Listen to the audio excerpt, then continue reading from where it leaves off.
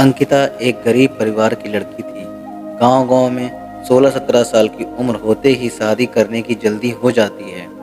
अंकिता की शादी करवाने के लिए उसका परिवार जल्दी में था, क्योंकि उसकी 2 छोटी बहनें भी थीं। उसके पास भी शादी करने के अलावा कोई चारा नहीं था।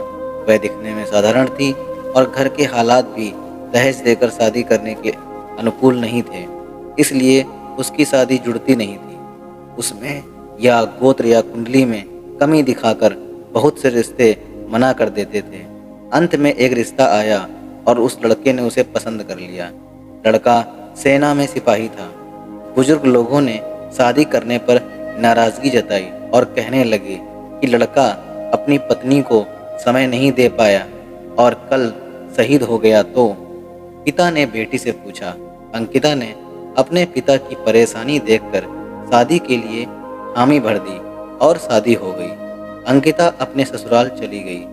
फिर कुछ दिन बाद पति ड्यूटी पर चला गया।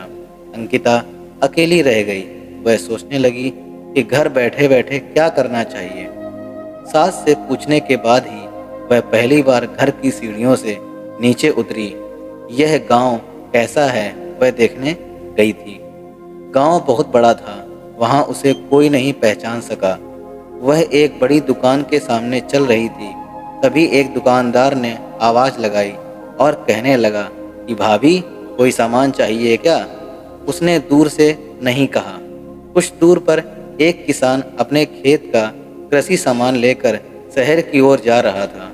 उस किसान ने अंकिता को सलाम किया और पूछने लगा, भाभी, आज यहाँ कहाँ? इस पर अंकिता ने उससे कहा, आपको क्या करना है? मैं कहाँ भी जाऊँ? फिर किसान ने कहा, भाभी, अगर आपको किसी भी चीज़ की ज़रूरत हो तो बस हमें बताना। धीरे धीरे अंकिता आधा गांव घूम चुकी थी, लेकिन ऐसे किसी से भी कभी नहीं मिली जिसने उससे बात नहीं की। अंकिता का सवाल था, इतने बड़े गांव में हमने कभी घर नहीं छोड़ा और किसी को जानते भी नहीं हैं, और फिर भी लोग मेरे साथ इतने प्यार से पेश आ रहे हैं और मुझे इतना सम्मान दे रहे हैं। हमारे गांव में कभी मैं पुरुषों से आंख भी नहीं मिला पाती थी।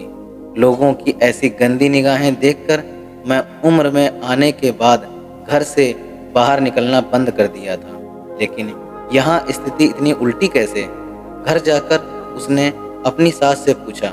सास ने कहा, ओह, तुम एक फौजी की पत्नी हो, इसलिए तुझे गांव में इतना सम्मान मिलता है जैसे मुझे माँ बनने से मिलता है। यह सुनकर अंकिता की आंखों में खुशी के आंसू आ गए। उसका सीना गर्व से फूल गया। वह खुश थी कि उसने एक फौजी पति चुना था। दोस्तों, ये फौजी की कहानी कैसी लगी कमेंट करके ज़रूर बताइएगा, और चैनल पर नए हो तो चैनल को लाइक, सब्सक्राइब और शेयर जरूर कीजिएगा। मिलते